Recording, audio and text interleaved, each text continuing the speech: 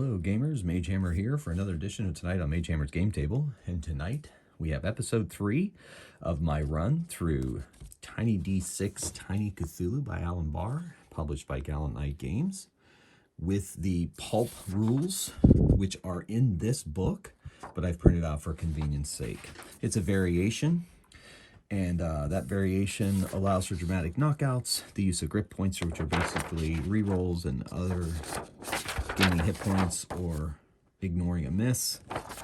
Very much, but not quite like Benny's from Savage Worlds. For those of you familiar with Savage Worlds, experienced heroes begin with an extra trait, and they are also inured to horror. There's not going to be a lot of horror, I think, in the way this game is running, but if there is, they have the mechanic for them. Okay, so what we have here is I've been running a Pulp campaign, and I'm using these side quest decks to generate those adventures.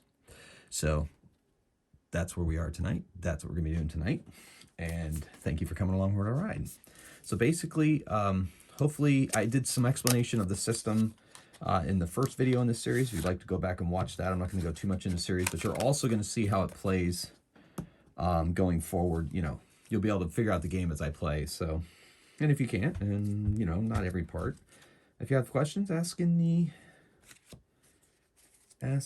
the comments. All right, make sure. So after last episode, I forgot on camera to give them their experience points. So my characters have now reached 6 experience points, which they each have 6 experience points, which they could spend to increase their hit points. But I think we're going to save up because at 10 experience points, they get an additional trait. I think I'd like to add traits. So I'm going to do that instead. So want to make sure that got that updated in before we started the adventure. Okay, so our characters are the Intrepid Society. I don't know if you can see that over his there. The Intrepid Society. It's a organization I created and characters I created for fiction and also role-playing games, and so thus I'm using them here. This is Dr. Alistair Wickham. He's the founder of the Intrepid Society. He is a educated investigator, spent some time as a professor, and then decided to create the Intrepid Society because he started to sense that there were a lot more dangers in the world based on the ancient world than what other folks were letting on. So he decided to start investigating himself. He brought on a protege, an explorer that he used in many of his collegiate expeditions. That's Xander Chance, an American. Alistair is English, born in London. Dr. Tessa Stewart is also English. She is also born in London, and she was a graduate student of Dr. Wickham's and has gone on to become quite the impressive professor herself, and she is currently on a sabbatical working for the Intrepid Society. So those are your heroes. The year is 1926, and any kind of mistakes I make in the time era are mine alone. You know, and also it's kind of like our world, but kind of not. So it's 1926 adjacent. How's that? All right, so we're going to get started on the adventure. Let's see where the Intrepid Society is going to go today. These cards are numbered. There's, I think, 69 doable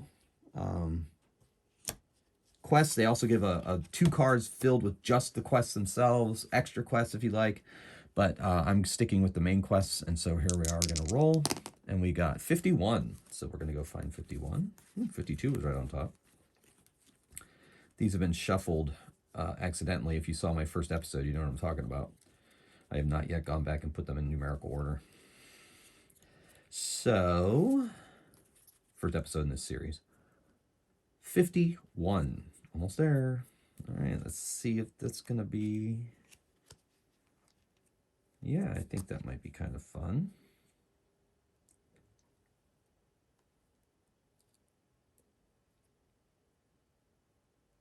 And each one of these cards, I don't want to show you the card right now because it's going to have it's going to give away the adventure. But each one of these cards, they're wonderful. They're a wonderful resource for any role-playing game, and especially solo role players, in my opinion. There are side quest decks by Inkwell Ideas, and this is the pulp version, but they have like science fantasy, fiction, Lovecraftian horror, like any RPG genre out there, they have a deck for it. So on each one of these cards, you have getting the PCs. It gives an overview, getting the PCs involved of several encounters, and then if you want, follow-up adventure ideas. Due to the nature of my adventures, I usually rarely do the follow-up adventure ideas. Anyway, so I quickly am going to peruse the encounter and see how this is going to play out, and then I will plan things in my mind here. So, musical interlude. Dun, dun, dun, dun, dun, dun, dun, dun, dun, dun. Dun, dun, dun, dun, dun, dun, dun,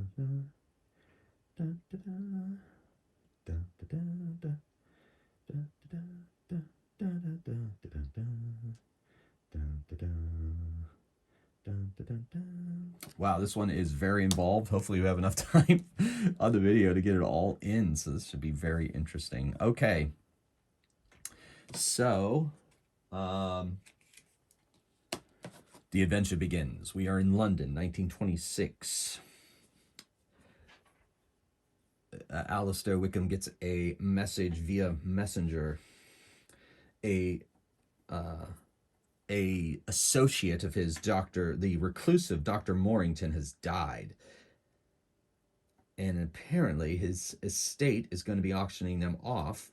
And the only person he trusts to guard his artifacts during the auction is the Intrepid Society. So they're being hired to run security at the auction. All right. So Dr. Wickham explains to Dr. Stewart and Xander that they are going to go run security for this auction. It's across town, Chelsea district of London, and they're going to go there and run security. When they get there, they drive in Alistair Wickham's Rolls-Royce limousine, of course. Dr. Wickham was the son of bankers and has inherited their money. And so they've assembled and they get in the car and they drive over to Dr. Morrington's mansion, or the auction house. It's at an auction house. Yes. They are met at the door by Dr. Morrington's butler. His name is, well, Jeeves is just too generic, so we're going to go with, let's go with, wow, stuck on a name. It's got to be a good one, though. All right, I'm going to go with one of the more common English names, Harry. Harry the butler, okay. And he greets them at the auction door. Please come in. We are, the auctioneers are finalizing everything, and we have not yet publicized the auction, but when we do, we expect things to get dangerous. So if you could set up your security ideas and plan for the auction, so be it. So they enter into the auction house. On the back of each of these cards is a map that's usually associated with it. So they have a waiting area, a lobby, seats and chairs, double doors that lead into the actual auction space, and a back room where the auction stuff is. There is also a side entrance here, and we'll say this hallway just ends in a dead end. So they set up security. Xander's like, yeah, so I better stand near the door to the back room. Yes, indeed, says Dr. Wickham. And I shall be in the back corner of the auction space. And Dr. Stewart, I think you will be our last hope, and be in the lobby and keep your eye out for undesirables or anything else that may be going on. Very well, I shall do so. Xander's like, good plan. All right. So hours pass as the auctioneers get everything ready to go, and people start arriving for the auction. And so people start filing into the lobby. They don't let them into the auction space yet, and Dr. Stewart is there, and she is going to make a perception check, I guess. We'll just call it that. She is charismatic, so people are kind of looking at her. Some people might even recognize her because of her work with the Intrepid Society. And she doesn't see anybody that she knows out of the ordinary. So, but Dr. Wickham also comes out into the lobby for now, and he also looks around. He is perceptive, so he gets advantage. So he rolls 3 dice, looking, ooh, nice. And he discovers several possible problems. A known artifact thief is milling about the lobby. And then one of, not somebody that he actually knows, but knows of because he runs in societal circles. The arrogant millionaire, Roddenham of the Chesterton family. Roddenham Chesterton, the arrogant millionaire. And he's milling about. And the other person that he sees a man that appears to be sweating and looks very, very desperate, though he is just milling about and drinking some of the water that the auctioneers provided. All right, so that's what he sees in the lobby. He goes over to Xander at the door, through the double doors. He leaves the lobby through. Keep your eye on this man. He takes him around the corner, shows him. He looks desperate. Got it, boss. And stop calling me boss. All right, so then Xander goes back to his door guard post, and then the auction, they allow the auction people in. They come in, they file in, they're in there. And some of these folks almost look like they don't belong, maybe a bit unsavory. They just don't necessarily scream of money or having the money to be able to buy these artifacts. Maybe they're just curious. But Dr. Wickham's got his eyes on all of them as he's in the back corner, closest over here to the double doors. So the auctioneers file in, or the client or customers file in. The auctioneer comes up and takes his place at his auctioneer table. And they start off the auction with some masks that Dr. Morrington found on one of his one of the excursions he funded.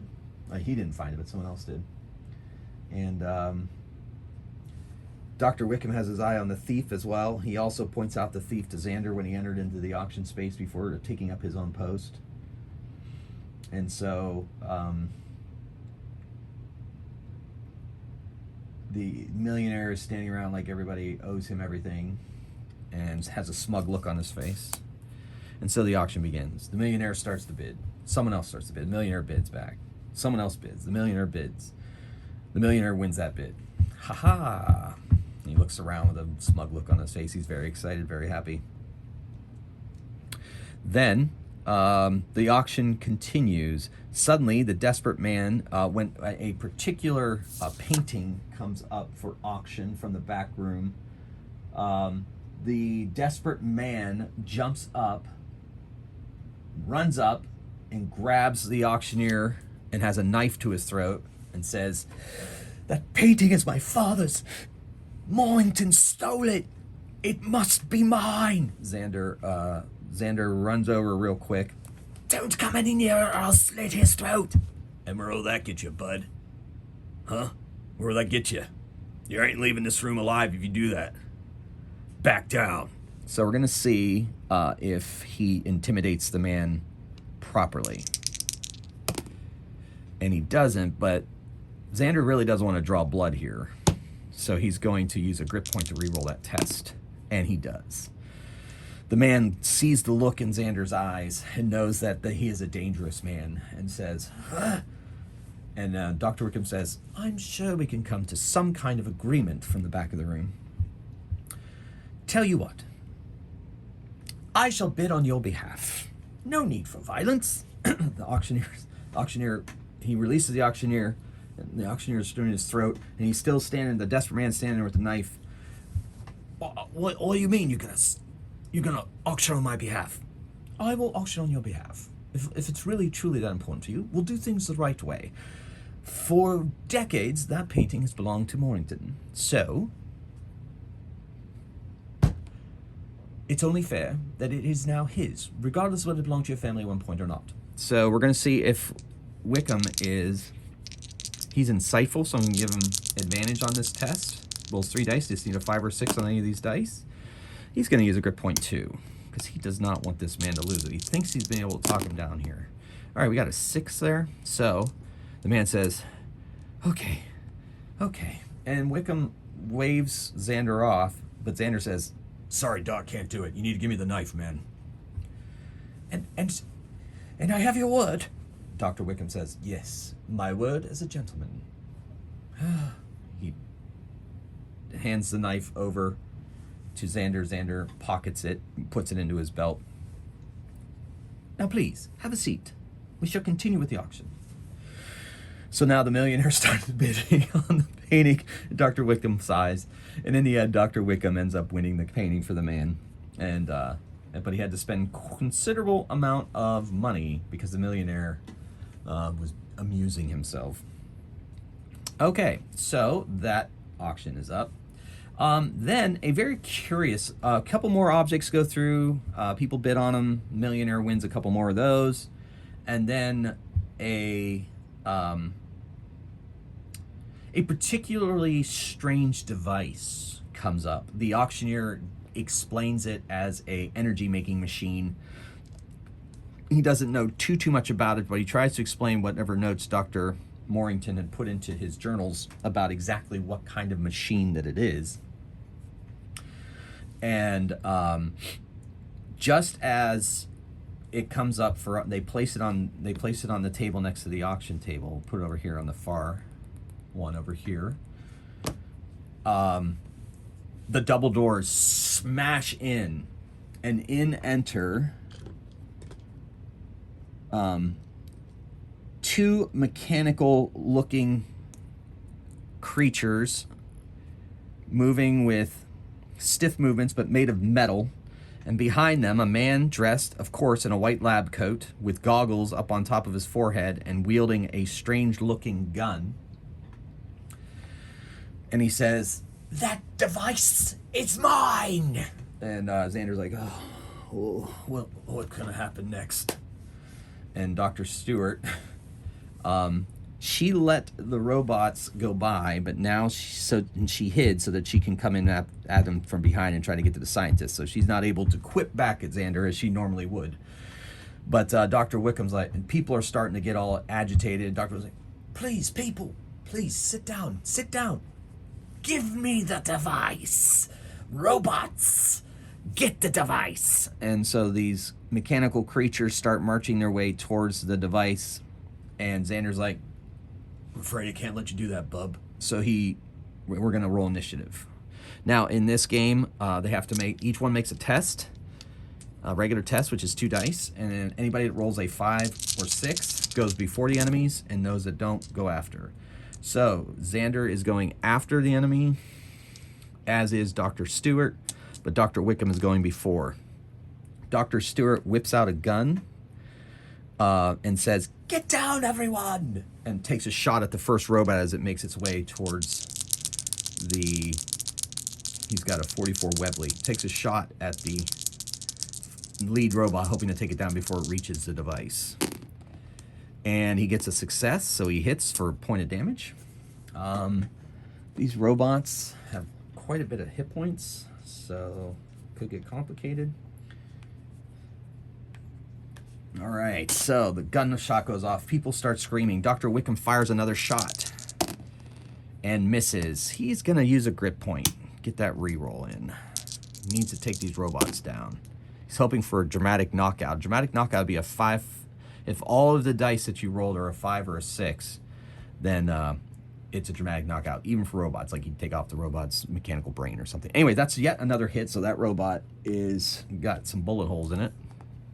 Clang, clang, clang, clang, clang. They're clanging towards it silently. And now they go. So one robot gets up there. The auctioneer just basically backs away, and the robot grabs it. Another robot makes his way there, and the scientist starts towards Dr. Wickham And the scientist takes a shot at Dr. Wickham since he has the pistol up. So, scientist, a stream of electricity flies from his gun at Dr. Wickham, and it misses, slams into the wall behind him. Whoa! What manner of weapon is that? And then this robot moves towards Dr. Wickham and takes a swipe at it with its mechanical claws and strikes Dr. Wickham. Dr. Wickham takes a point of damage. Oh, you shall regret that, you walking hunk of junk. And then, so now we go to, let's see, Dr. Stewart or Xander? Dr. Stewart first. She's going to sneak up and she's going to take a shot at the scientist. Now, she is mastered in her pistol, so she gets 3 dice. And I think since she has the drop on him, I'm going to let her hit on, she's going to take the focus action and shoot, so she hits on 4s. And she gets 1 success. No, technically, yeah, that's fine. She'll take it.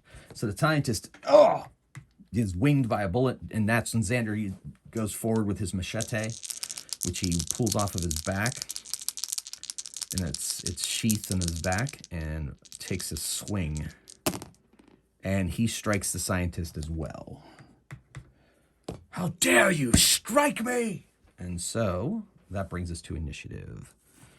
And people are screaming and running and trying to hide and keeping down. It's chaos in the auction space.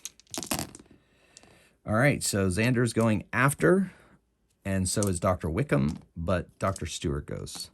She's going to take 2 shots instead of focusing. So at the scientist, because he's not able to move before she can fire. She gets another one and wings him. And then hits him again. He's grunting in pain. She hasn't quite brought him down yet, but he has injuries. All right, now it's their actions. Well, Robot takes a swing at Dr. Wickham and hits. Oh, that hurts. I rule that dramatic knockouts don't apply to the heroes, by the way. So only to the enemies, because why would that be heroic? Okay, because it's not really clear. If your attack show. Yeah, I guess it does apply to heroes only. Anyway, it does anyway. So Dr. Wickham takes another blow. And then Robot starts heading the back. It takes 2 move actions, and it gets out into the hallway, carrying the device. And then the scientist takes turns his gun on Xander. Since Xander is close to him, normally ranged weapons, you have disadvantage when you're that close to someone, but since this is an energy weapon, I'm going to rule that it's just a regular test as he turns it and fires its power at Xander. And he misses with a 4 and a 1. So that's good. The electricity flies underneath Xander's arm and slams into the door to the back room. And then the scientist uses his second action to back out with his robot. All right, so that brings us to,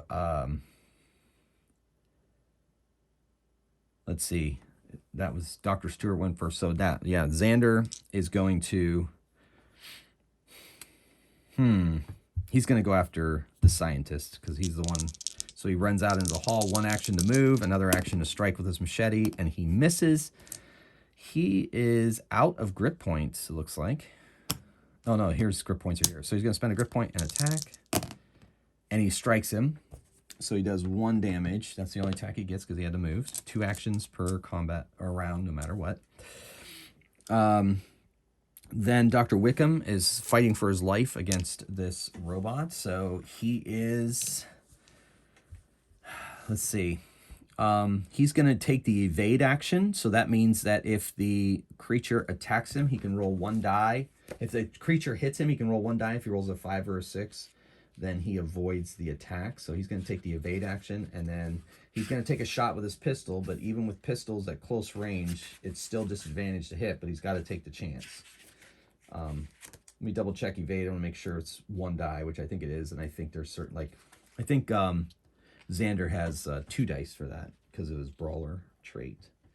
So evade. Yep, 1d6. If you're successful, you evade. Okay, so he's going to take the evade action and then take a shot with his gun. Because he doesn't think he's going to be able to take this creature down right now. And he is correct. He misses, and he's not using that grit point. He needs to save that grit point because he's in fairly desperate straits currently. All right, so those are his 2 actions, and Xander attacked. All right, so that puts Xander and Tessa. Tessa's out in the lobby. Dr. Stewart is out in the lobby. Xander is in the hall, and Dr. Wickham is over here fighting for his life against the mechanical monster. All right, so initiative. Let's see how this plays out.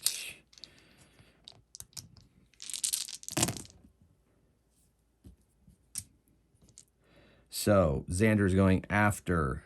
Dr. Wickham is going before, as is Dr. Stewart. Good. All right, so Dr. Stewart, the robot is kind of in her way, and she knows she doesn't really stand a chance for a robot. She knows taking the scientist down is the key. You know what? She's going to run, stand in front of that door, and the doctor is not quite through the door with the robot. Essentially, she's going to take a shot at the robot, but she's going to stand in the way of the door and try to stop them from leaving. Or no, they're going to go out the side door. Why wouldn't they go out the side door? They go out the side door. Okay, so the robot is heading for that side door there, right here. And Dr. Stewart, she's going to have to... Oh, boy. All right, she's going to have to take a shot. I hope she gets a dramatic knockout. So close. So close. Do I spend a grit to try to get a dramatic knockout? Let's do it. Why not? It's Pulp. Here we go. Yes! Yes! All 5s or 6s on your roll. Boom! Bullet smacks into the robot's head. It drops. It stops and drops to the ground, and the device rolls towards the door. The scientist is like, no! No! And then she takes a second action and then moves to grab the device. So that's what she did there. So she's gone. Dr. Wickham is fighting for his life. So he's going to take... Well, took the evade action, so it's still good this round. So he's going to take a shot. And he takes 1 shot, hits his robot for 1. Oh, no, that's the other robot. This one's down. And takes another shot. Oh, wait, that's with disadvantage, sorry. All right, so he missed. Second shot, missed. All right, so the robot has full hit points. At close range, you have to roll disadvantage. So, uh-oh. A die hit the dirt. Well, I guess I'll just have to... I'm not going to take the time to look for it now. Yep, dice rolling off... Oh, there it is. Didn't roll off the table. Excellent. All right, so now they get to act. The scientist is like, how dare you? Now he's got Xander right on him, trying to swing at him with a machete, but he's desperately angry at Dr. Stewart, so he's going to let loose with his lightning gun. He just cannot hit with that thing. It must be horribly inaccurate. It flies overhead. He takes another shot and misses again. Wow. Completely missed. All right. Wow. I sound like... Actually, super easy. Barely an inconvenience. I sound like that guy. But that wow. Anyway, sorry for the digression, but that's gaming, right? Where are we? Yes. So he's taken 2 shots with that, and now we're back to Xander. Xander's like, ugh, sorry, sir. And he's actually just going to try to knock this guy upside the head and knock him out with his machete handle. And he does. Boom, the guy has 1 hit point. So we're going to say that knocks him out. Doesn't kill him necessarily, knocks him out. And then they have 1 robot to contend with. So, initiative. 5s and 6s. All right, so Xander is going first. Dr. Stewart is going before the robot. But Dr. Wickham is not, unfortunately. All right, so Xander... All right, so the scientist... Xander secures the scientist and then runs in here, but he's going to get to the robot but not be able to do anything about it. And plus, there's people he has to move by. People have been trying to filter out and sneak out the whole time. Just because they're desperately, yeah. The millionaire's still there, just sitting on his chair, laughing his butt off. You know, Oh, the invulnerability of the rich. And so he's just laughing and lights up a pipe and is enjoying the show. So that brings us to Xander is going after, and the other two are going before. So Dr. Wickham is going to, once again, no, he already took the evade action. Or wait, oh, the robot needed to attack him. I forgot. No, yes. Scientist attacked, robot didn't, sorry. Robot goes, so Dr. Wickham needs to evade, and he doesn't. He's going to take a point of damage. Oof. Getting down there. Second attack from the robot, and it misses. Well, that's good. And now Dr. Wickham is going to take the evade action and fire his pistol at this thing. Dramatic knockout. Dramatic knockout. He took the pistol, poof, put it right to the robot's head, ping, blew out its little cogs and wheels inside of its mechanical brain, and it drops to the floor, a pile of scrap. Heavens. And then that's the final. And so they take a few breaths, a few breathers. Most of the auction folks have left. Too much violence going on. The millionaire and just a few other stragglers are there. They're climbing out from under the chairs from behind the tables. The butler, Harry, is still there. Oh, my goodness. Oh, my goodness. The millionaire's like, bravo, bravo. I have not been so entertained in years. That's wonderful, wonderful show. Good show. Oh, my goodness. Plus, what's with those mechanical things? Very interesting. So that's it for the auction. The auction's canceled, and so Harry's like, "Could you please continue to watch over while we get everything packed up, and then I'll get the truck here and we'll transport it to the secure warehouse, and you can escort that there." Well, of course, my good man, says Dr. Wickham. And so they're packing things up. Dr. Wickham's keeping a good eye. And Dr. Wickham is very perceptive. And he says, hold on a moment, to the auctioneers. Hold on. He walks over and he finds a series of wooden idols. And he takes a look at them. He turns them over and goes, "These are fakes." And the auctioneer's like, "I assure you, sir, we vetted every one of these. The cachet on every one of these items is top-notch. They are the real thing. I am telling you, good man, take another look. Take another look." So the auctioneer takes a look, looks like, oh my goodness, Dr. Wickham, you're right. But I guarantee you that these were here when we brought them in. They must have been switched in the tumult. Maybe you're right. And just as he's about to, he looks over and sees Harry trying to sneak out the double doors. "Harry, stop!" Xander's like, "What?" Xander's still out there with the scientist, so he grabs him. "Search him, Mr. Chance." And so he searches pockets and he finds the 3 idols in there. "Harry, please, Harry. Why? Why, Harry?" The desperate man comes out from another chair. "So this still means I get the painting, right?" Yes, my good man. You will get the painting. You had my word." And Harry's like, "For so many years I worked for that man. He paid me a pittance. I don't even know why I stayed on. I thought this was my chance. Here's my chance to get what I need to get. Get some kind of compensation for all those years. He left me nothing in the will. He was a horrible man. I just thought this was my chance." Dr. Wickham's like, "I think the auctioneer and everyone here understands that. I think we can look the other way as long as you turn those over to the auctioneers. They do not belong to you, though you have been sorely treated poorly, yes. I'll tell you what, man, if you ever do need any jobs, I'm afraid that under these circumstances, I cannot give you a reference. But at the same time, if I ever do need a job done that doesn't involve valuable things, maybe I will hire you. But other than that, maybe butling is not what you should be doing." Well, Dr. Wickham, thank you so much for your consideration. I'm very excited that you're not going to take me away to the bobbies. No, I don't think so. Xander's like, "Are you sure you want to do that, boss?" "Xander, Mr. Chance, please don't call me boss. And yes, I am sure. I knew Dr. Morrington. He was not a very nice man. But at the same time, I cannot allow Harry to walk out with those priceless artifacts. All right, Dr. Wickham, thank you so much. And he turns and puts the idols on the table and walks out. And then Xander's like, What do we do with this guy? well, him, says Dr. Wickham, and Dr. Stewart say simultaneously, we turn him over to the bobbies. And that's the end of this adventure. That was different, fun, liked it. Some really cool dice rolling.